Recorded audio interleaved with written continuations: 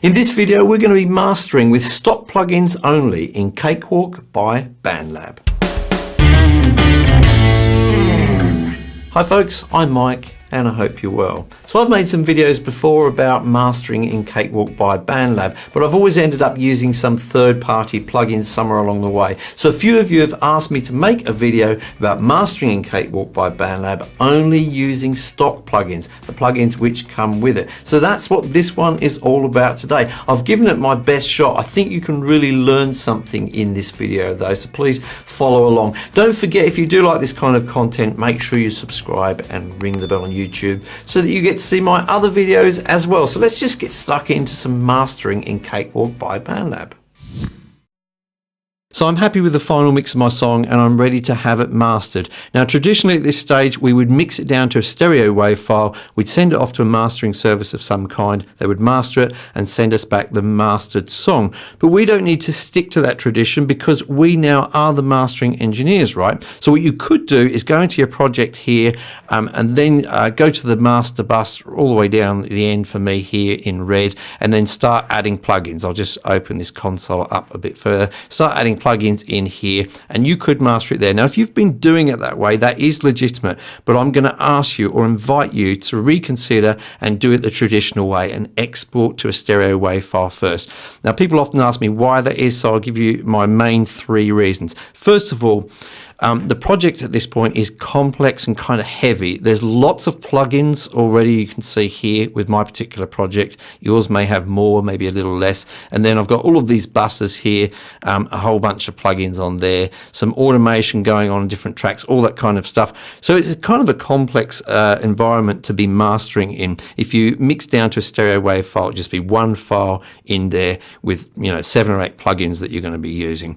The second reason is more important for me, and that is the sort of psychological reason, to have a separation of tasks. If you try and master in the same environment where you're able to mix as well, you'll be very tempted to go back and keep tweaking that mix, keep refining it, and that can go on forever and ever. Let me know in the comments down below if you've got a whole bunch of songs on your computer that nobody's ever heard but you, and you are going to release them one day once you've mixed and mastered them, but you never seem to kind of finish that task. That's a real problem. I did that loads and loads of times. So I have a separation, say I've finished mixing, I'm not going to mix anymore, I'm going to start mastering now, ready for release.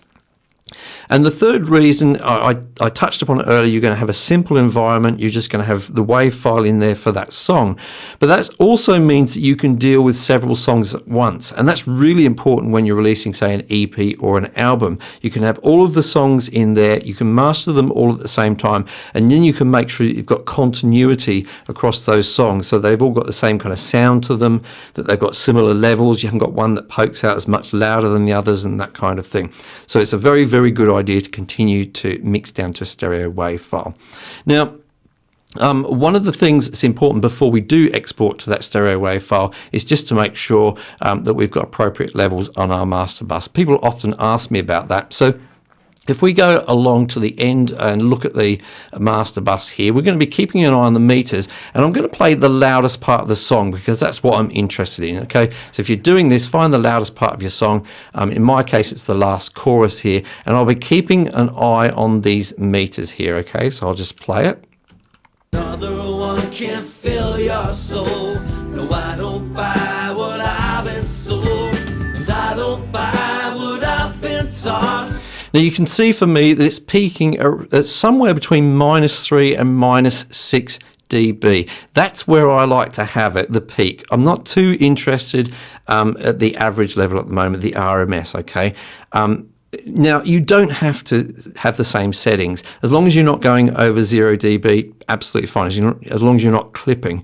But I like to have that little bit of space, that little bit of headroom to make my song louder a bit later on. As I say, if you've done it to 0 dB, absolutely fine, because at the end of the day, you can always just turn it down a bit on the master fader and make it the same as mine. Anyway, main thing is, don't be clipping, okay? And it's a good time to double check that none of your channels in your mix are clipping. If you've done your mix properly, you should have detected that already. Now, if your meter's looking a little bit different to my one there, if it's in the default settings, all you need to go do is go up to options at the top of the console view. I'll go to it there. And then go down to meters, and then go down to bus meter options. I like to have this set up for mastering to have it with peak and RMS together. So that's the peak is the loudest part. RMS is, roughly speaking, the average level of the music at that time. And then down at the bottom, I like to have hold peak switched on so that those lines just hang there for a little while so I get a chance to read them, okay? So probably a good idea for you to use similar settings because you're going to be looking at your meters quite a lot during mastering, okay? So then all we need to do is go ahead and actually export the song. So before we do that, just take a note of the settings, your audio settings. So if we look just below where the time is there, if we have a look, I've got this my settings on 48 kilohertz for the sample rate, and then also a bit depth of 24, you can see there, okay? That's important to remember because when we go to export, which I'll do now, I'll click on export, I'll go down to audio, and then I'll go down to wave because I'm going to be exporting a wave file. Don't do MP3. You don't want to compress your music at this stage. You'll degrade the quality if you do that. Definitely use a wave file there. So I'll click on that. And I'm going to save my file there. I've already got one of the same name, so I'll have to overwrite it. And it's just important, or I like to set it up here so that the sample rate is the same as I had it in the project, so 48 kilohertz there. And then over here, the bit depth, this is on 32 at the moment. I'm going to set it to the same as my project, which was 24. I don't see any need to try and improve the bit depth at this stage. So I'll click on save. It's going to ask me if I want to replace the file which is already there. I'll click yes. For you, it may not say that. And then it's going to go ahead and start exporting to the WAV file. Now, it will take a little while, so I'm going to speed up the video at this point. And the next stage is that we're going to import this into a new project. So I'm going to go ahead and create a new project. So I'm on the start screen here in Cakewalk. I'll click on the new project tab and go over to empty project and start an empty project. Now I don't need all of the panels which are going to be open here when this opens up. So I'll just get rid of this one on the right hand side here by hitting on that collapse control there. But I am going to leave this one open on the left hand side because that's where my Pro channel is, and I'm going to be using the Pro channel quite a lot in the mastering process. So I'm now going to go up to File and I'll go down to Import and go to Audio, click on that, and I'll go ahead and import that final mix file there, the one that we just exported in the last section. So I'll go ahead, click on Open, and that's going to load that file up. Now I'm only seeing the very beginning of it there because it's kind of zoomed out, so I'm just hitting Control using the arrow keys on my keyboard, and I'll just go in, get more or less my whole track in there. Okay, so the track is ready. Now I start to do what I call topping and tailing. So often there's some dead space at the beginning, so actually I have to zoom in again to have a look at that. Hilariously enough. Now with my song, it actually starts off very, very quiet, and although it looks like there's nothing here, there is something there. Let's have a listen.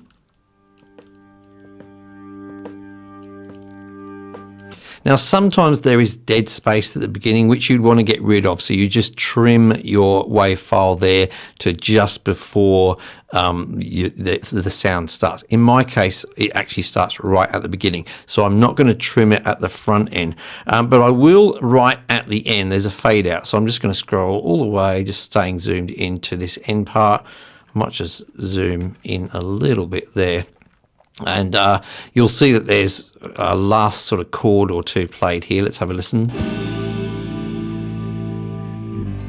So right there's that final chord. I'll give it a few seconds like so, and probably about there, I'll just mark it there. That's where I'm going to trim it. So I'll just drag the end of it and I'll trim it like so. Now, when I've got final chords like this and they kind of fade out like that, I like to do a fade out as well. So I just grab the top right hand corner of that audio file there and I'll just trim it to just after where that last chord hits. Have a listen.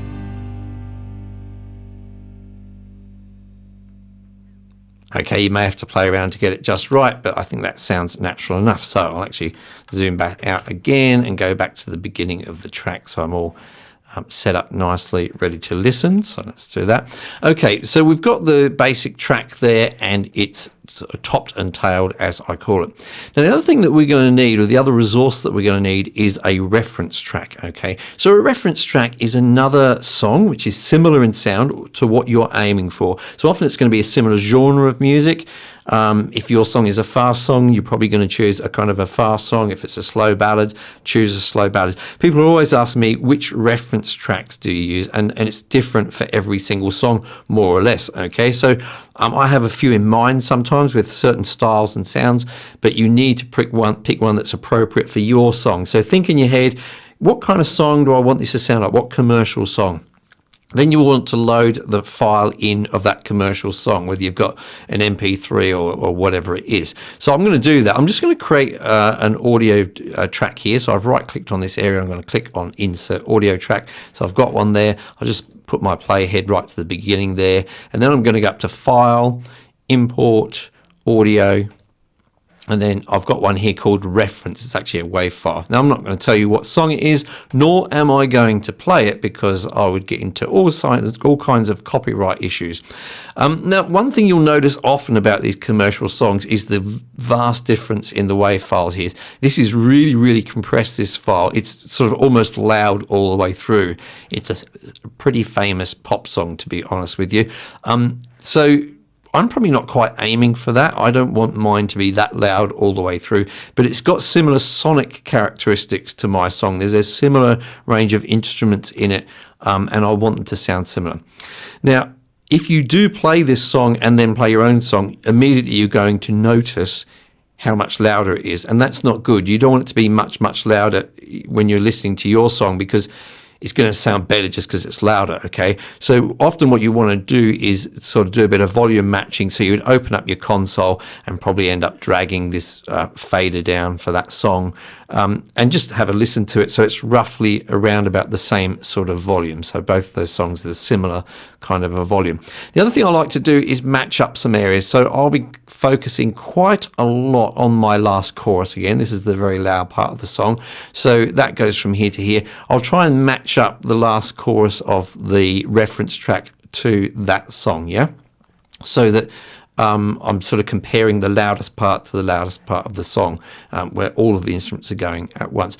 And that's all the preparation for my reference track there. So very, very important to do the volume matching, though. Don't have a reference track which is immediately much, much louder than your song. So we've got our song in there. It's topped and tailed. We've got our reference track, so we're ready to start mastering. Now, very quickly before we proceed, I'm just going to recolor that reference track we inserted there, just so that we don't get confused. I'll just go down to the bottom and I'll give it a color, sort of an orangey color there. And I'm just going to quickly rename it to Ref, so that we know what it is, and then we can continue. So I'm just making sure I've got my actual track selected, and that will make sure that its Pro channel is being shown here. Now, the first thing I'm going to do is thin out this Pro channel. When you first load it up, it's got a bunch of stuff in there already. So this console C will just remove that for the moment. This tube emulator here will just remove that. So I'm just right clicking at the top of those and going down to remove module, okay? Now we can't remove the EQ module. There's no option for that. We always have to have an EQ module, and that's the first module which we're actually going to use in the process. And we're going to use EQ in a very, very simple way. First of all, I'm just going to double click on this area here, and it expands and makes so that we can see the large view of the EQ. And I'm just going to use it for the moment as a high pass filter, okay? So I'll switch that on there by clicking on HP, and then I'm going to dial in a value there of well, I'm going to make the slope very, very sharp, or as sharp as it can go. Try again. And then I'm going to dial in around about 20 something for the frequency. That's my starting point before I listen. Now, what am I doing here? So I'm cutting down a lot of the low frequencies. Now, there's two purposes for this. If you've got any sort of low end rumble, and you know, you may be hearing this if you're checking on something like a subwoofer or something, or monitors that have a very good low frequency response. If you've got that happening and you don't want it, it's making it all sound a bit muddy, then you can just get rid of it there. All the way around about 20 hertz or so is a good place to start rolling off, make it as sharp as possible. But more importantly, in my opinion, what I'm doing is getting rid of information here, which normally we can't really hear anyway. It's so low that it's sort of more or less beyond a lot of people's human hearing. Now, there's some debate. You'll see it in forums, I can promise you, where people will say, well, why do it if you can't hear it? Don't mess with things that you can't hear. Well, that's because although we can't hear it, the plugins later on down the chain, they can hear it. And particularly I'm talking about sort of compression limiters or dynamics plugins. They can actually detect those low frequencies, and they may engage the compressor, for example, because it's going over a certain level, because they're there. Even though we don't really need the music to be compressed at that point. So it's a good idea just to tidy up that low end there. You're going to need to check and listen to the music reasonably often. What I'd be listening for here, unless I really do want to get rid of low end rumble, is to hear no difference. So in other words, I'll play the song and then I'll put the frequencies up here, really high. And then you'll definitely sound very, very thin, lacking bass. And I'll just sort of bring it down to a point where when I'm moving it backwards and forwards, I really can't hear any difference. And that's generally the point I want. So I'll have a listen now. I don't buy what I've been sold, that happiness is made of gold, or another one can fill your soul. Now, bear in mind, for the purposes of making this video, I'm not using my studio monitors. I'm just using these in-ear monitors. They're not designed for mixing or mastering at all. So I may not have had a great guess there, but that's the process at least. So that's all I'm using this EQ for at the moment, is just a high pass filter. So the next thing I'm going to add is some console emulation. This is just to add some color and character to the sound, similar to that which we would have got if we'd had our music going through an old console or mixing desk. Now, do remember, consoles were not effects units. They weren't there to create some drastic change to the sound in their neutral state. But we did learn to appreciate after a while that they each had their own character and something nice which they brought to the sound. So we're going to use console emulation. So I'll go up to the top of the Pro channel, click on Add Module, which is that plus symbol there. Just click on that. And you'll see there's a couple of console emulators in there in the list. One is the console emulator bus and the console emulator channel. So we're going to choose bus there. So we'll click on that. And that's appeared there at the bottom just below the EQ. Now remember, with these modules in the Pro channel, if they appear in the wrong order or you need to move them around, you can just grab the title bar of any of them and then just drag it around like so to change the order. But I want it to go from the EQ down through to the console emulator. And with the console emulator, there's three different types of emulation here, the S-type, N-type and A-type, and they've just got different characters to them. So you can just experiment with them and see which one of those you like. I tend to like the N-type, so I'll go with that. And then I'll just start listening to my song and seeing how much drive I want to add to add the character to it. So let's have a listen. I don't buy what I've been sold, that happiness is made of gold, or another one can fill your soul. Now, it is very subtle indeed. If you're not hearing the difference, that's absolutely fine. Don't think that your hearing's no good. Sometimes it just takes a long time of listening to music in detail before you start to hear the differences. It's not a magic trick. I think it just comes more or less from experience. Now, sometimes with plugins like this, you won't get much of an effect because you're just not driving it hard enough. So if you found that you needed to drive this a bit harder, then you can make use of another module, and I'll just add it in now.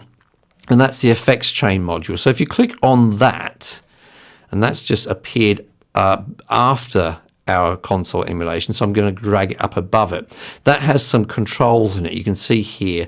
Now, if you click on controls, there's an input control here and an output control. So you can just use this as a kind of a gain plugin. It's not its real purpose, but it's what you can use it for. So if I just wanted to add a little bit more signal to that console emulator, I could just adjust the output gain here. So I'll play it. I don't buy what I've been sold, that happiness is made of gold.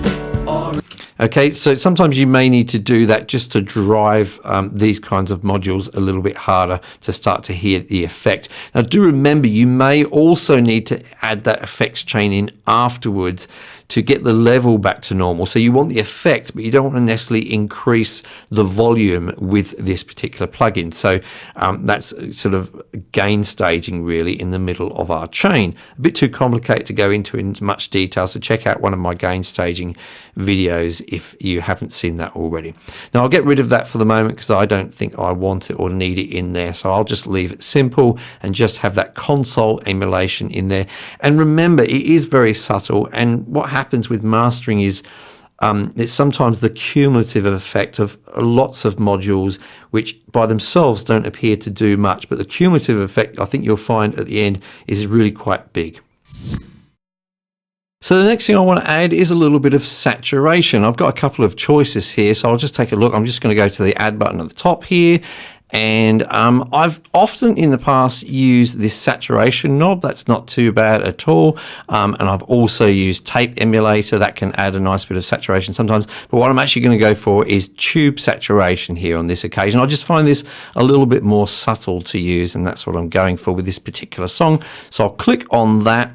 And again, helpfully with this one, it does have an input and an output control, but again, it's a kind of a subtle effect that we're adding here. So I'm just going to play the track. I don't buy what I've been sold, that happiness is made of gold, or another one can fill your soul. No, I don't buy what I've been sold.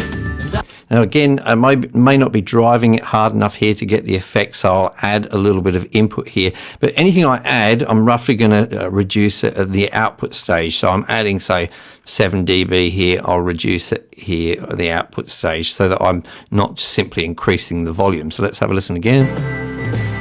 I don't buy what I've been sold. All right, and then you can hear that's driving it way too hard now. I don't want that at all, so I'll just pull that drive back a bit. Soul, that happiness is made of gold, or another one can fill your soul. No, I don't buy. Okay, I'm happy enough with that. You'd need to play with it yourself on your own song to get a feel for what you want. So we'll move on. So far everything's been about sort of color and character. Now we're going to move on to levels a little bit. And the first stage of dealing with the levels is adding a compressor. So I'll go up to the top of the Pro channel again. I'm going to add, and I'm just going to go down to the S-type bus compressor there. That's what I'm going to use. And I'll add that, and that's appeared there down at the bottom. Now I can't tell you exactly what settings to use for your particular song because it's going to vary from one song to another. But the first thing I like to do is put the threshold all the way up so it's not compressing at all. And probably for a song like this, I'm going to have a sort of an average attack there, 2 milliseconds. Okay, it's not very, very short. Quick release is probably where I'm going to put it, and a ratio of 4:1. So I don't want to go into the details of compression. I've already got some videos about compression, so you may want to check those out. But that's my sort of starting point, and nothing's going to happen at the moment because I've got the threshold all the way up. But what I'm looking to do here, I'm listening to the loudest part of the song, and I'm probably looking to shave off sort of 1 or 2 dB at the most. It's not drastic compression, I wouldn't think. And that's just going to give me, it's going to take the tops off the very loud parts, and it's going to give me a little bit of room later on to push the whole volume of the track up. So let's have a listen. I don't buy what I've been sold, that happiness is made of gold, or another one can fill your soul. No, I don't buy what I've been sold, and I don't buy what I've been taught. Lay the trap now, you're caught slowly. And because this song's a little bit faster, it's not like a ballad, I've just brought the attack just down a little bit so it catches some of those transients a little bit more. But you can see that the needle was hovering there and it was reducing, as I say, around about 1 to 2 decibels. So that's going to give me a little bit of room to move the volume up a little bit later. Now, sometimes with compressors as well, of course, you are going to add a little bit of character to it as well. So I'd now like to add another stage of EQ, but I've got a little bit of a problem because I'd like to use the Pro Channel EQ again as I did earlier, but Cakewalk doesn't allow us to do that. With some modules in the Pro Channel, we can have other copies of them or other instances of them further down the chain, but some modules we can't, and it doesn't allow us to do it with the EQ module. Now I could insert the Sonatus EQ, which comes with Cakewalk, but it's really not my preferred EQ. I'd rather use the Pro Channel one. So I've got a bit of a workaround for that, which I'll show you now.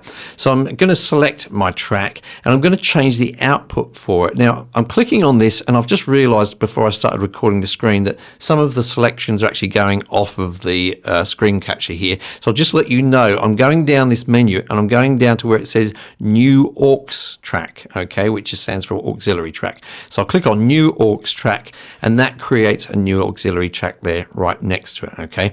So now what's happening is rather than the audio coming out of that main channel where our song is and going straight to the master bus, it's going to this auxiliary track first, which then goes out to the master bus, okay. So just a bit of routing there. So now I can add the EQ on this auxiliary. Now because it's a new track, you'll see the Pro Channel here has got a whole bunch of stuff in it again like we did before, so I'm just going to get rid of that. So I'm just making sure that I've got that particular track selected, and I'll go up, I'll get rid of that compressor there, and I'll also get rid of that tube there, and I'll also get rid of the console emulator there, so that we're just down to the EQ again. Okay, so just to recap, on our main channel we've got all of the plugins that we had before, or all the modules we had before. That then goes through to this new channel, which is an auxiliary, and now we can have another EQ there.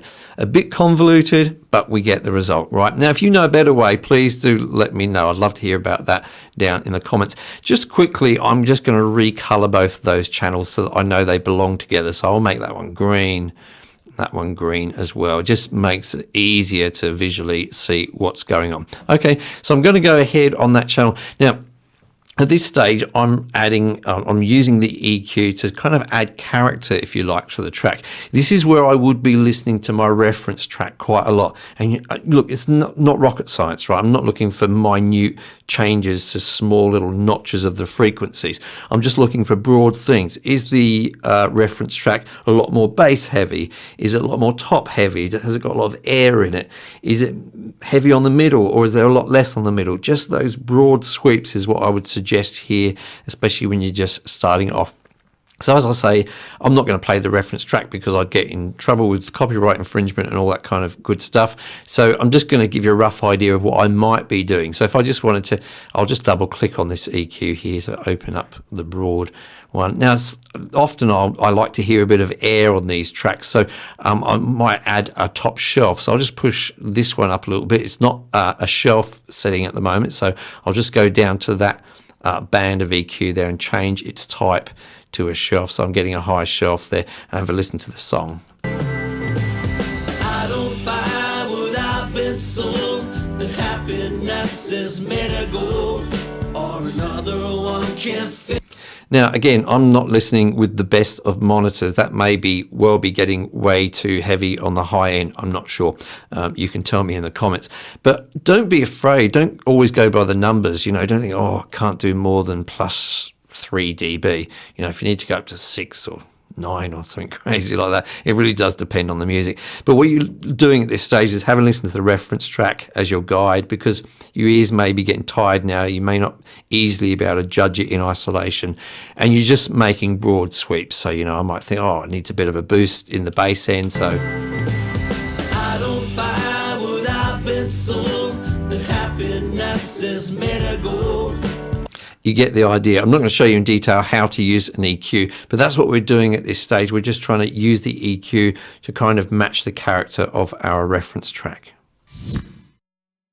So now we get to the stage most often associated with mastering, and that's the stage where we make the song sound louder. Now the concept here is that with human beings, they don't perceive loudness in terms of the actual loudest part of the song, the peaks. They instead perceive loudness in terms of the average level of the song. So what we want to do here is bring the average level of the song up without our peaks going over 0 dB and clipping, and we're going to do that by using limiting. Now there's a couple of options here in Cakewalk which I want to put forward to you if you're going to use the stock plugins. So the first one is a plugin called Boost 11. So if we go up to plus here, this is not a module in the Pro channel, but we're going to use the effects chain module first. We can use that to add a VST plugin. So I'll just add there, go to insert audio effect. And I've got a big long list which goes off the screen, but I'll go up to Cakewalk and select Boost 11, okay?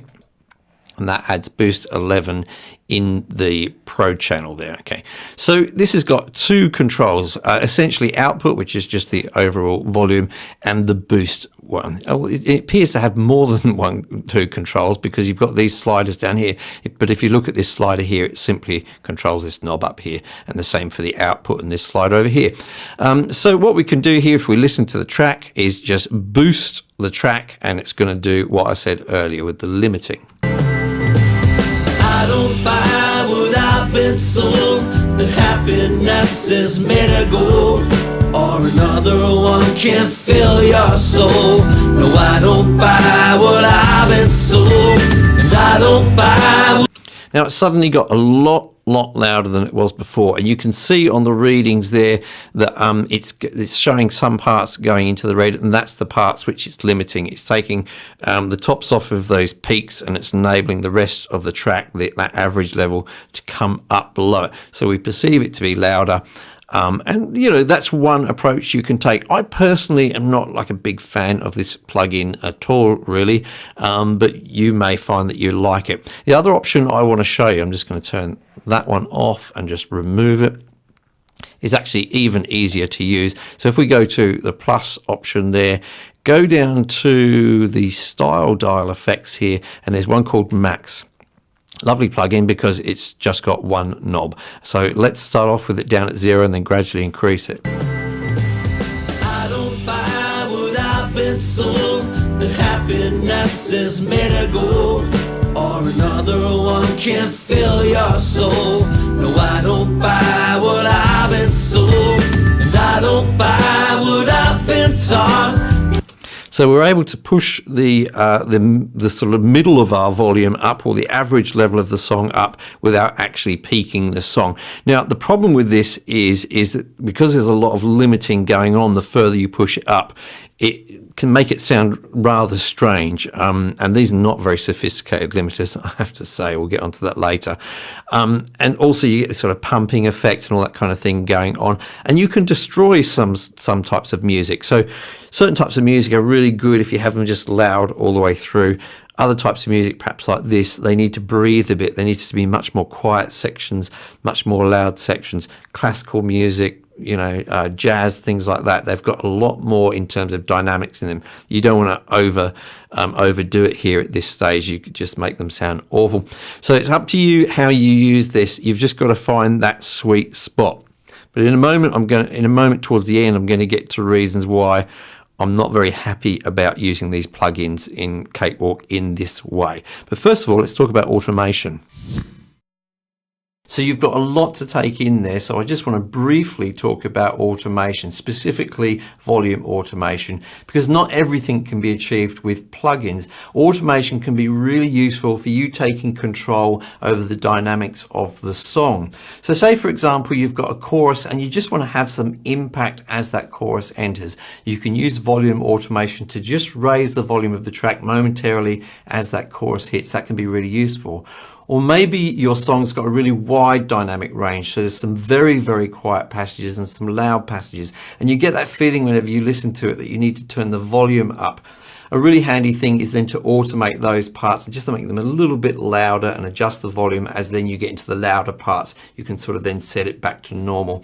Make sure it's gradual and as seamless as you can make it, but definitely play around with automation. It is your friend. So you've just learned how to master in Cakewalk by Bandlab by only using the stock plugins. The question is, should you? Well, you'd hope after such a long video that my answer will be a resounding yes. Well, let me put your mind at rest. Everything you've learned in this video is going to be useful to you in terms of perfecting your mastering skills. And I think you can use almost all of these plugins going forward with that in the future and produce great masters. But I do think there are a couple of issues that I want to point out to you. First of all, there's no stereo imaging plugin. Now, this isn't a must-have, it's just a nice to have. It's nice sometimes to create a bit of extra width in a song and then make it a little bit more narrow in some passages. It's not applicable to all kinds of music, but you can use it on a lot of modern music, and I love stereo imaging plugins. There are some free ones out there, and I'll put a link to those in the description. Now, the next thing I want to talk about, which is a bit more important, is the limiting that we've done. I'm just not a big fan of the limiting plugins that we've got currently in the stock plugin set. I just think there are much better free ones out there which you can try and use and just get better results with. So I'll also put some links to those in the description. Now, the third issue that I want to talk about, to me, is the most important thing. So you've made that song louder, okay? You've used that limiting and you've sort of made your song punchier and louder. And that's great if your song is for a downloadable MP3 or you're burning it to CD. Do people still listen to CDs? I don't know. But where it falls short is with the streaming services such as Spotify, iTunes, because we've got a different way now of measuring that average volume. It's something called LUFS, L-U-F-S, and they have very specific requirements. Now, if you go above those requirements, if you just make it, that average level too loud, it's only going to get squashed on those streaming services anyway. So it's nice to be able to meter these things properly, and we can't currently meter that in Cakewalk by Bandlab. So the third thing I'd be suggesting is a free metering software where you can especially measure LUFS and get that right, so you can be confident when you upload to those streaming services that it's going to sound the same there as it did on your computer at home. So those are the main things that I see as an issue with it, but I definitely think just going forward at the moment, just for learning the process, use all of the plugins that I've suggested today and watch yourself improve, and hopefully you will. So I'll keep it short today. I'm not going to do my normal big long outro. Thank you so much for watching. Make sure you like and also make sure you subscribe, and I'll see you in the next video.